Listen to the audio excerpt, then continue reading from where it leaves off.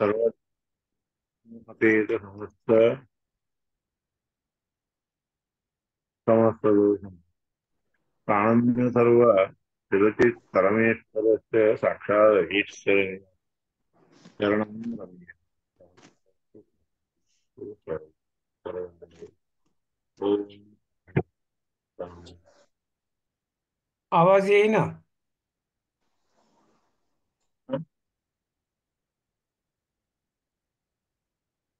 अरे आवाज येत नाहीये. हरे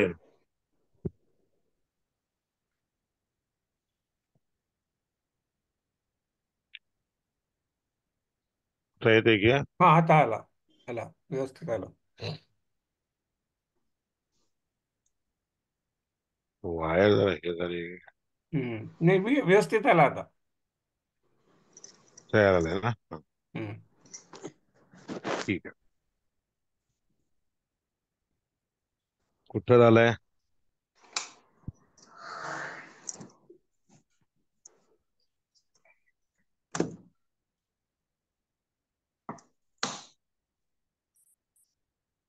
एष नारायणो देवो वायुना सह एवं लोकमभ्यार्चत द्वितीयारण्यके प्रथमोध्याय झाला का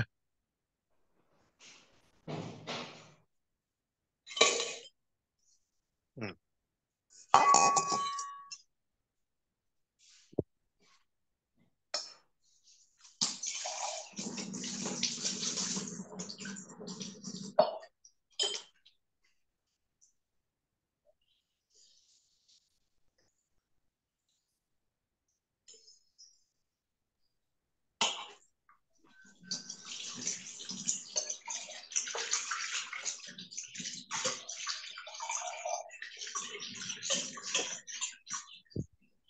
इति द्वितीयारण्यके द्वितीय अध्यायः ओके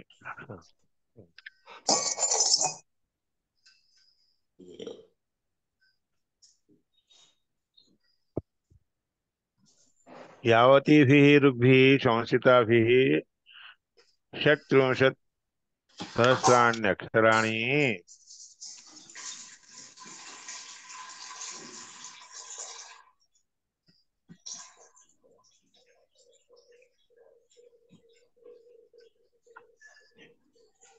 यस्मात् यावतीभिः ऋग्भिः शंसिताभिः जितक्या ऋचांनी प्रशंसा केली की नाही ते किती होते षट्त्रिंशत् सहस्राण्य अक्षराणि भवन्ति 36 अक्षर म्हणजे 36,000 अक्षर होतात एकूण सहस्र म्हणलं तर 36 कारण 36 अक्षरांचा एक बृहती छंद आहे तसे 1,000 म्हणलं की 37 सहस्र आणि यस्मात् कस्मादपि छन्दसः तावत्यः शंसनीयः एवढे छंदस जर प्रशंसा करायचे झाले तर तदा संपादितं बृहती सहस्रम भवति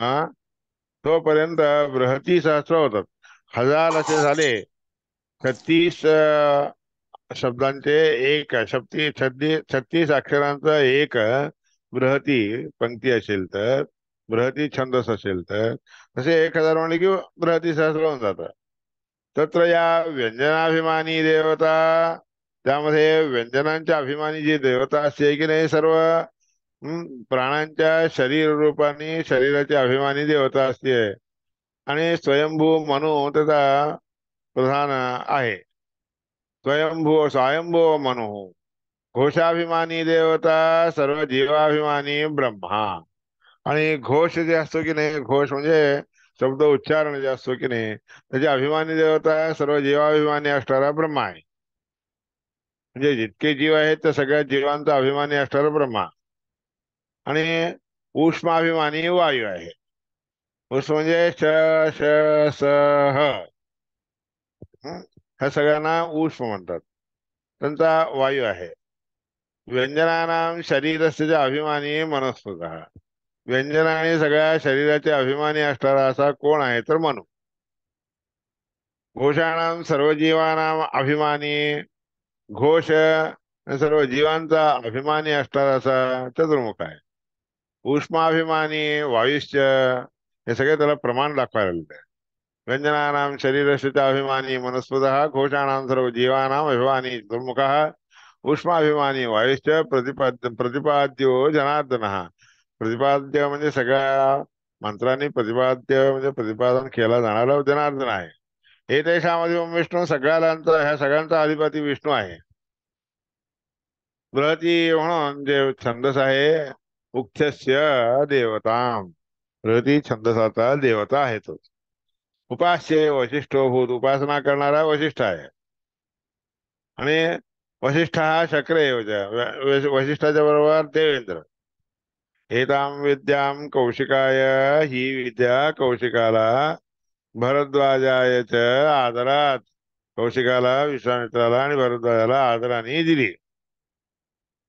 एतद विद्याबलेनैव विद्याधीशेन बंधना, ह्या विद्याच्या बलाने विद्याधीश, सगळ्या विद्यांचा अधीश असणारा जो वामन रूपी परमात्मा आहे की नाही, हा, तो यज्ञेषु आहूयते नित्यम, बंधुरूपाने यज्ञामध्ये बोलावले जातात.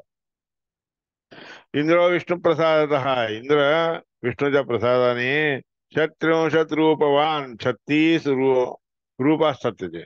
षट्त्रिंशत रूपवान विष्णू, 36 रूपाने युक्त असणारा विष्णू परमात्मा व्यंजनांच्या मध्ये राहतो.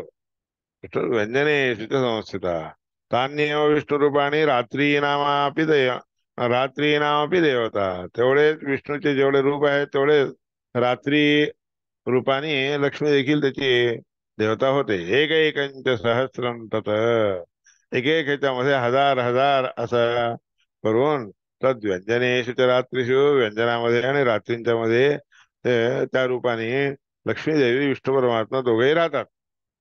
रूपम विष्णो स्थितम व्यूह्य षट्त्रिंशति सहस्रधा, हा, 36,000 रूपाने राहतं. षट्त्रिंशति सहस्राणी स्वरगाणी हरिरपि, 36,000 जसे व्यंजन असतात तसाच स्वरमध्ये किंवा स्वरांच्या मध्ये देखील परमात्म्याचे रूप असतात. म्हणजे स्वर जे आहेत त्या स्वरामध्ये देखील परमात्मा, लक्ष्मी समेत परमात्मा त्या ठिकाणी राहतो.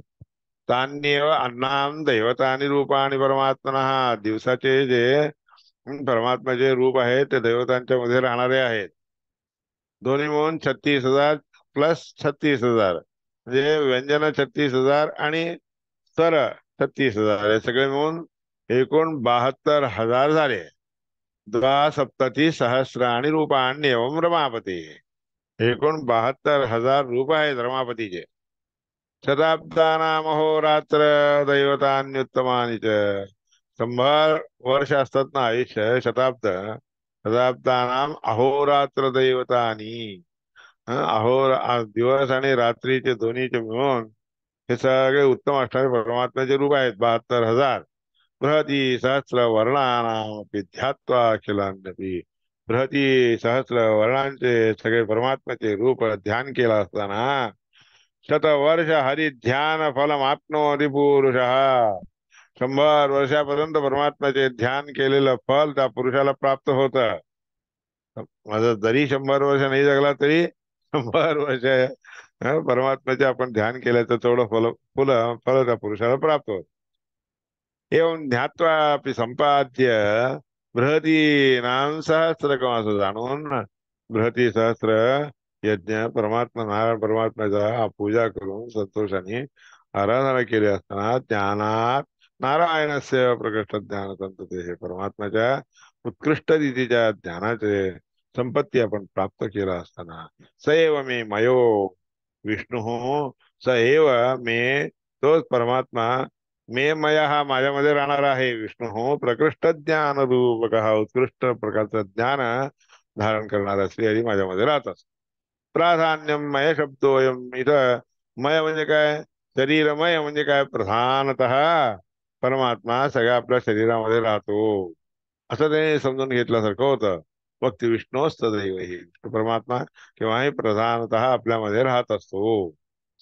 प्रधान वास्य म्हणजे हे सगळ्या शरीरातील असणाऱ्या अवयवांचा हरी एकटाच परमात्मा प्रधानतः मानला जातो. प्रज्ञा रूपो अधिदेवता, आपल्याला प्रज्ञा आणून देणारा अधिदैवत रूपाने परमात्माच असतो.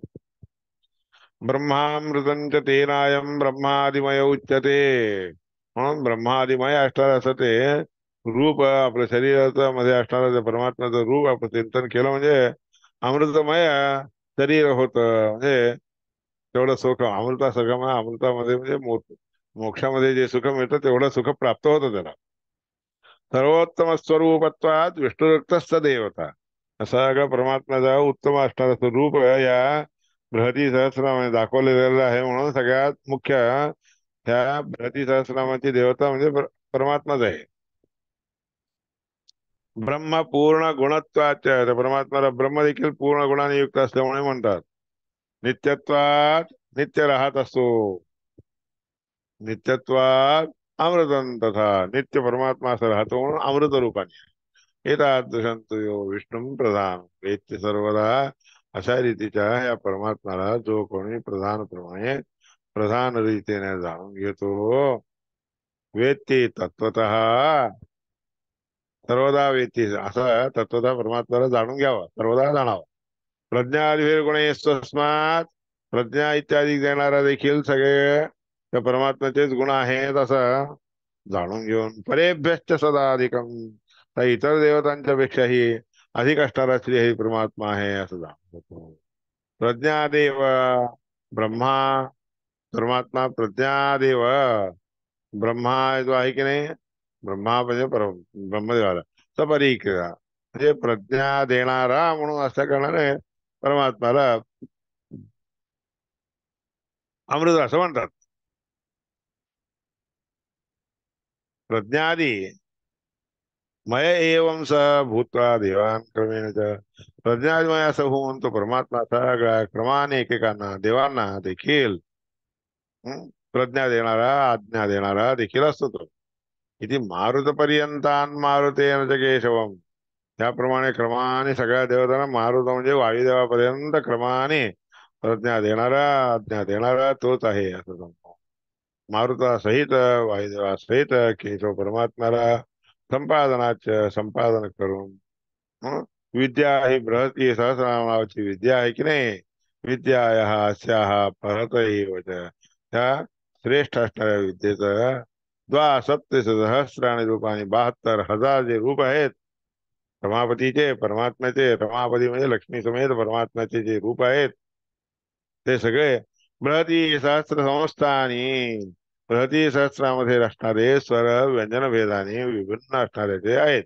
तान्येव पुरुषस्थान, पुरुषस्थानी, आणि हेच रूप परमात्मा आणि पुरुषांच्या मध्ये राहत असतात.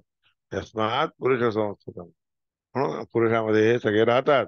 म्हणून हे पुरुषांच्या मध्ये असणारे रूप म्हणजे परमात्म्याचे जे 72,000 रूप आहेत की नाही, बृहती सहस्रम तत्संशम, म्हणून ह्याला बृहती सहस्र म्हणतात. आणि त्याची सहस्र म्हणजे प्रशंसा करावी. व्यत्यते ना हृते नरम, मनुष्यानेच करावं म्हणून सांगितलं आहे. मनुष्याना सोडून दुसरा कोणालाही अधिकार नाही.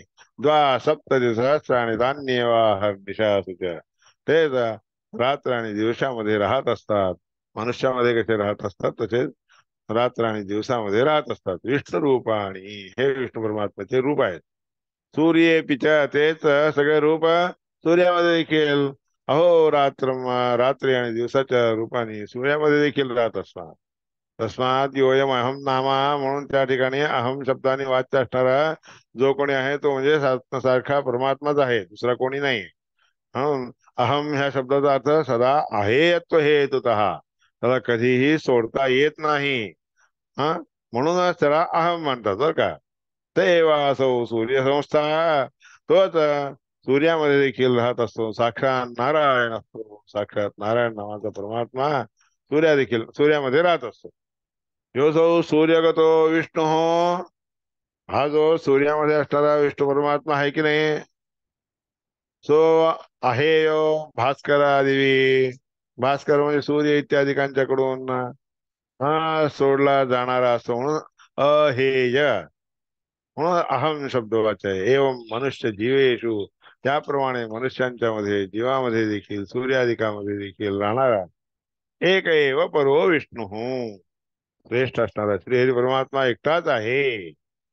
इति जीव समीपगम, त्याप्रमाणे प्रत्येक जीवांच्या जवळ परमात्मा असतो. असं समजून ईक्षेत म्हणजे असं समजून जो कोणी पाहतो की नाही, ईक्षे नारायण देवम, नारायण परमात्माला पाहतो. सर्व जीवेश्वरेश्वरम, सगळ्या जीवांच्या ईश्वर म्हणजे नियामक असणाऱ्यांच्या देखील त्यांना त्या सगळ्या लोकांना म्हणजे देवतांना देखील नियामक तो परमात्मा आहे. तर कुठं सांगितलं रे, ऐतरे संहितेमध्ये सांगितलं आहे म्हणून हा अभिप्राय भाष्यामध्ये आचार्यांनी कळवलेला आहे. संपन्नस्य परस्तादेव अनंतरमेव, अशा रीतीने संपन्न झाला असताना त्याच्यानंतर उत्तम रीतीने असणाऱ्या त्या परमात्माला अशा रीतीने जाणलं तरच न पुन्हा कर्मांतरेण शरीर आरंभा, मग पुन्हा कर्म काही राहत नाही, याकरता शरीराचा आरंभ देखील होऊ शकत नाही, दुसरा जन्म पुन्हा येऊ शकत नाही. एवं विधो भवती, म्हणजे शरीराचा आरंभ होत नाही म्हणजे पुन्हा दुसरा जन्म पुनर्जन्म न विद्यते असा अर्थ. प्रज्ञामयो देवतामय हा इत्यादी पदक, प्रज्ञामय म्हणजे देवतामय इत्यादी वेगवेगळे रूप परमात्म्याचे सगळ्या देवतांच्या मध्ये असून कशा रीतीने रक्षण करतो. पृथंगमय शब्द म्हणून पृथक इथं मय शब्दाचा अर्थ काय म्हणजे पुन्हा परमात्मा प्रसिद्ध असणाऱ्या अशा प्रकृष्ट असणाऱ्या उत्कृष्ट रीतीने अनिरुद्धादी रूप चार रूप धारण करून सगळ्या देवतांच्या जीवांच्या मध्ये राहत असतो. चतुर्मूर्ती नामपि परस्पर साम्येन, चारी रूप अनिरुद्ध प्रद्युम्न संकर्षण वासुदेव नावाचे हे चारी रूप परस्पर भिन्न जरी नसले तरी नावाने भेद आहे, एवढंच खरं एकच आहे. सर्व जीवेभ्य आधिक्यम ज्ञातव्यम, सगळ्या जीवांच्या पेक्षाही तो अधिक सर्वश्रेष्ठ आहे असं जाणून घ्यावं. असं दाखवण्यासाठी म्हणून वेगवेगळे रूप दाखवलेले आहेत, नाव वेगवेगळे दाखवले, पण असायचे सगळे एकच आहे. एवं दर्शयितुम ज्ञातव्यमिति दर्शयितुम, म्हणून दाखवायसाठी केलेलं आहे. अनंत अंतर्यामी स्वरूपेण ज्ञापयन अनिरुद्ध का, अंतर्यामीचं काय स्वरूप आहे, आतमध्ये राहणारं जे स्वरूप आहे परमात्माचं ते दाखवून देण्यासाठी अनिरुद्ध नाव आहे. प्रज्ञेत्युक्त्वा प्रज्ञारूपाने देखील द्योतमान प्रज्ञारूपाने प्रकाशवंत होतो म्हणून त्याला प्रद्युम्न म्हणतात. प्रद्युम्न हा प्रज्ञा रूपाने आपल्याला प्रज्ञा म्हणजे संज्ञा असते ना अंगावर, ते प्रद्युम्नामुळे.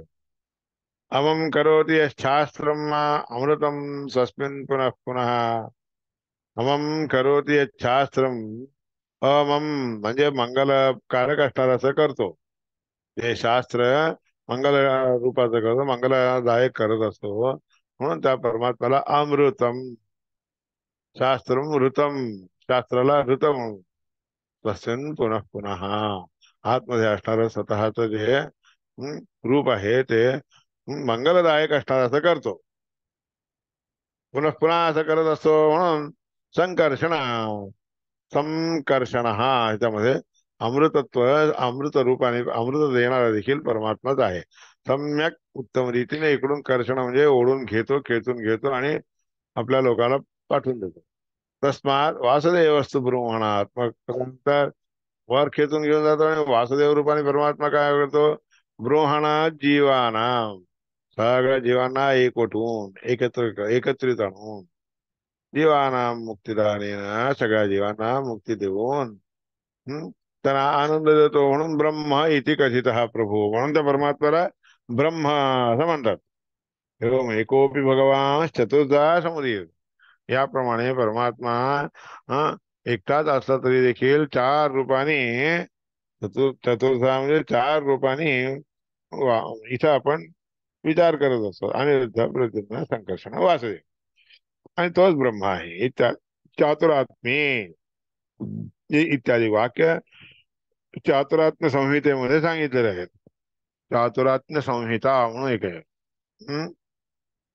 संभूय इत्यत्र समिती उपसर्ग, संभूय म्हणजे सगळे एकत्रित करून, त्यामुळे एकत्रित येऊन दाखवण्यासाठी एकत्रित होतात म्हणजे काय चारीच्या चारी रूप एके ठिकाणी होतात म्हणून हे दाखवून देण्यासाठी सम म्हणून सम इति उपसर्गात बृहती सहस्र संपादनानंतरम या उपसर्गामुळे बृहती सहस्र म्हणून हे जे हे आहे सूक्त आहे सूत्र आहे सहस्रनाम म्हणून आहेत की नाही ते सगळे भगवंताचे आधिक्य दाखवून देण्यासाठी म्हणून आहे.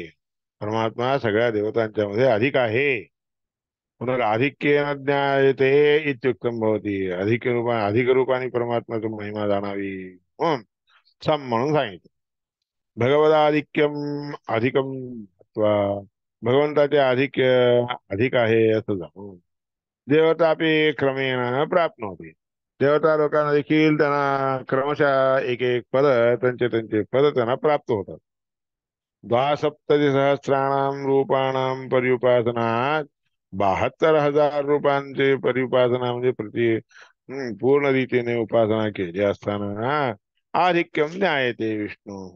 कोणाचं आधिक्य? परमात्म्याचं आधिक्य आपल्याला पूर्णपणे कळून जातं. पुनः पुन्हा ते जाणून घ्यावे. पुनः पुन्हा प्राप्नोति देवताश्चैव.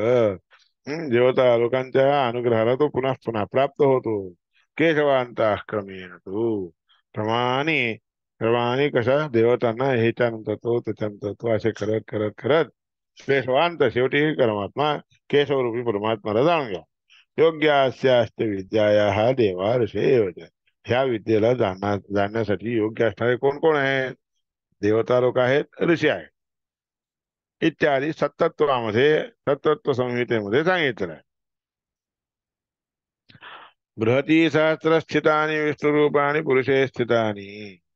बृहती सहस्रामध्ये असणारे जे विष्णू परमात्म्याचे रूप आहेत ते सगळे पुरुषामध्ये असतात. पुरुषैर अहेयत्वाद अहं नामकानी. पुरुषांना ते सोडणं शक्यच नाही बरं का.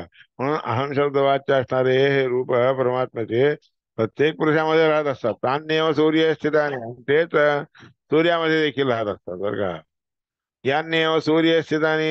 जे सूर्यामध्ये राहणारे आहेत तानी अपि सूर्यादिभी आहे नामकाने. सूर्यादिकांना ते सोडून राहता येत नाही म्हणून ते देखील त्या सूर्यादिकांना देखील अहम शब्द वाच्य असणारा परमात्मा तोच त्या ठिकाणी आतमध्ये राहून वाच्य असतो. हे तर उत्तम तेच गोष्ट सांगितले. नारायणाख्यम परम ब्रह्मैव. नारायण रूपी असणारा परब्रह्म हे ते परमात्माचं रूप आहे. सर्वदा उपसमीपे ईक्षते. सर्वदा उप म्हणजे जवळ, ईक्षेत पहावे. सर्वदा आपला नारायणाचं हे परब्रह्मरूपी परमात्म्याचं स्वरूप आपल्या जवळ केव्हाही राहत असतं असं पाहत जावं. लक्षात असं विचार करावा. मात्र जीवेश्वर भेदो विवक्षित. या असं जे जाणत असतो त्यावेळेस सगळीच आपण जीवेश्वर जीव आणि ईश्वर या दोघांच्या मध्ये अभेद आहे असं समजून घ्यायची काही आवश्यकता नाही बरं का. तो वेगळा हा वेगळे आहेत. उपसमीपे ईक्षते ती. कारण तिथे काय उपा म्हणजे काय समीपे म्हणजे जवळ. त्या परमात्म्याला तो आपल्या जवळ राहत असतो असं पाहावं. तोच आपण आहोत असं पाहणं योग्य नाहीये. तसं दर्शन तिथं शास्त्रामध्ये असंच सांगितलंय. समीप म्हणजे जवळ दाखवा, जवळ आहे असं पण त्या परमात्म्याच्या जवळ आहेत असं विचार करावा. मग त्या निरर्थकत्व उपसर्गस्य अंगीकत्व त्या उप ह्या उपसर्गाचा जो अर्थ नाही आहे तसा भलता अर्थ करायसाठी तुम्ही जाऊ नका.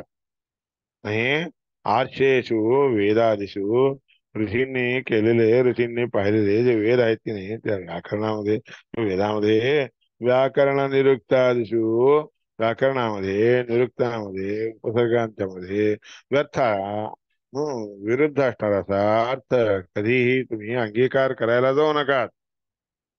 उक्तंच भगवता व्यासेन याच्याबद्दल वेदव्यासाने सांगितलेलं आहे.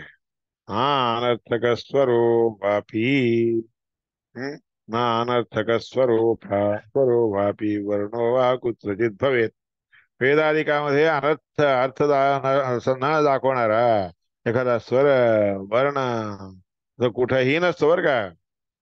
पदम एखादं पद असेल वाक्य असेल असं कधीच होत नाही. त्या नाल्पार्थमपि कुत्रचित कुठेही असा अल्प अर्थ दाखवून देणारे विषय देखील कुठे सांगितले नसतात. उच्चारात अर्थमापी, उच्चारण करण्यासाठी देखील असं सांगितलं असेल म्हणून तर तसं नसते. गाण्यामध्ये तुम्ही काय करू शकता? गाण्यामध्ये उच्चारण करण्यासाठी हं, ह्रस्व दीर्घ करू शकता, दीर्घात ह्रस्व करू शकता, तसं सगळं गाण्यामध्ये चालतं. पण वेदांच्या मध्ये असं नसतं बरं का. उच्चारात अर्थमपि च अपिवा नास्ति किंचित स्वराधिकम. आता जसं उदाहरणार्थ प्रीणयामो वासुदेवम देवता मंडलाखंड मंडनम. तिथं अखंड मंडनम आहे ना, त्या अखंड मंडनमला हे उच्चार म्हणजे गाण्यामध्ये काय करतात? अखंड मंडनम करतात. अकाराला करत असं म्हणणं. असे सगळे प्रकार वेदामध्ये कधी करता येत नसतात बरं का. ते सांगितलं. उच्चारादी अर्थमपि, उच्चार करण्यासाठी म्हणून देखील नास्ति किंचित स्वराधिकम, कोणताही स्वर इथं तसा वापरला जात नसतो. महार्थमेव सर्व ही, किंवा हे सगळीकडे उच्च असणारा असा सर्वश्रेष्ठ असणारा अर्थ वेदामध्ये प्रत्येक पदाने दाखवले जात असतात. वेदे वा वैदिके किंवा वैदिक जितके काही कार्य असतात, वैदिक मंत्र जितके असतात, त्या सगळ्यांच्या मध्ये असंच असते. इति सुकरंच सर्व पदानां अर्थकत्वं कल्पनम. हे सगळ्या पदांचा अर्थ सुलभ रीतीने निघून येत असतो बरं का. उगीच सगळं पळून खिंच्या ताणी करून त्याचा अर्थ दाखवला जातो असं नाहीये म्हणून सांग. यैश्च वाक्यैरर्थवत्वं प्रतीयते. ज्या ज्या वाक्याने अर्थवत्व तुम्हाला दिसून येत असतं, अर्थ कल्पना करून सांगितली गेलेली असते, ते अनर्थकत्वमेव. ते सगळं उगीच अनर्थकारक असणारा असं त्याचा अर्थ काढणं.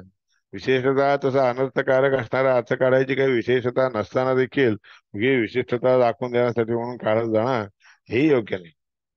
म्हणजे मानुष वाक्येन, मनुष्यांच्या वाक्याने वेदपदानाम अनर्थक्यंगल्यम.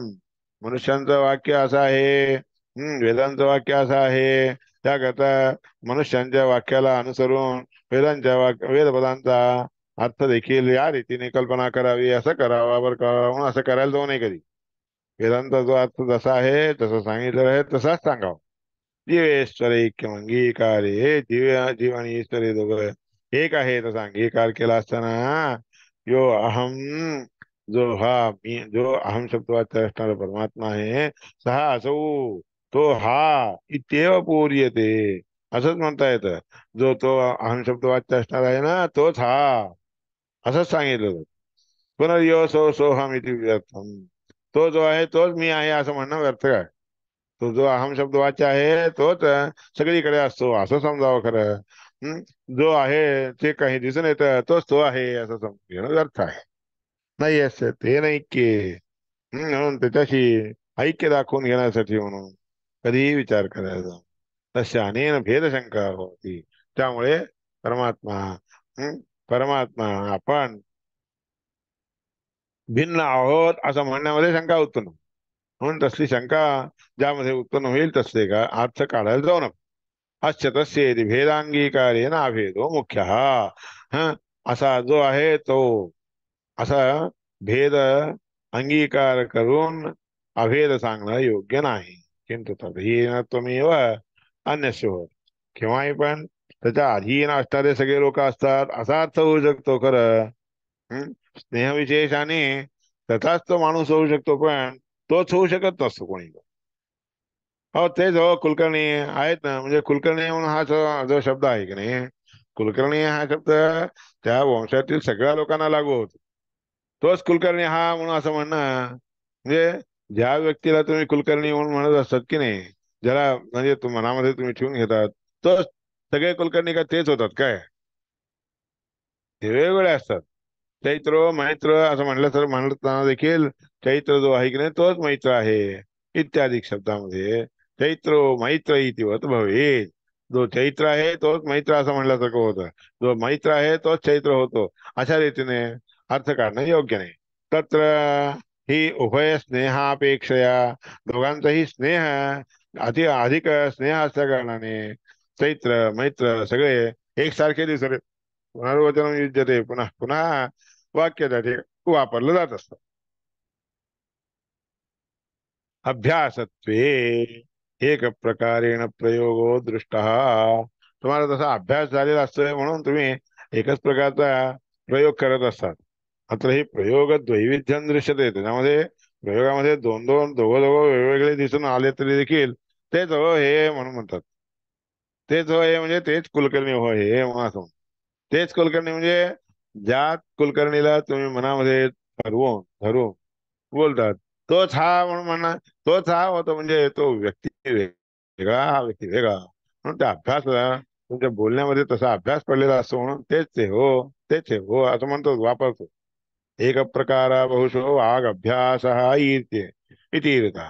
वाणीचे अभ्यास आपल्याला एका प्रकारचे तसे वारंवार आपल्याला उच्चारण करायला कामाला पडतात, कामाला येत असतात. अर्थांतरार्थात द्विविधा. दुसऱ्या अर्थाने आपल्याला जर विचारायचं झालं, विचारपूस करायचं झालं तर मग दोन प्रकारचे प्रयोग त्या ठिकाणी करावे, असा गरुड पुराणामध्ये निर्णय दिलेला आहे. एकाच प्रकारे आपल्याला जर विचार करायचा झाला तर गाई हो हेच ते गाई, पूजा करायला योग्य असणारे गाई हे आपल्याला जी पाहिजे असेल ती गाय सोडून बाकी सगळ्या गायी देखील त्या ठिकाणी येऊ शकतात. पण जी पाहिजे असलेली गाय आहे तिच्यासाठी मात्र प्रत्येकी नाव वापरावंच लागतं, असं गरुड पुराणात सांगितलं. अहम शब्दस्य अहेयत्वांगीकारे. अहम या शब्दाचा अहेयत्वाचा अर्थ अंगीकार केला तर हम्म, नराहेयत्वं सुराहेयत्वं च उच्यते. नरांना म्हणजे नर म्हणजे मनुष्यांना आहे, मनुष्यांना कोणताही मनुष्यांना सोडता येत नाही. देवतांना देखील सोडायला येत नाही. हे मनुष्यांच्या मध्ये देखील मनुष्यांना देखील परमात्म्याला सोडून राहता येत नसतं.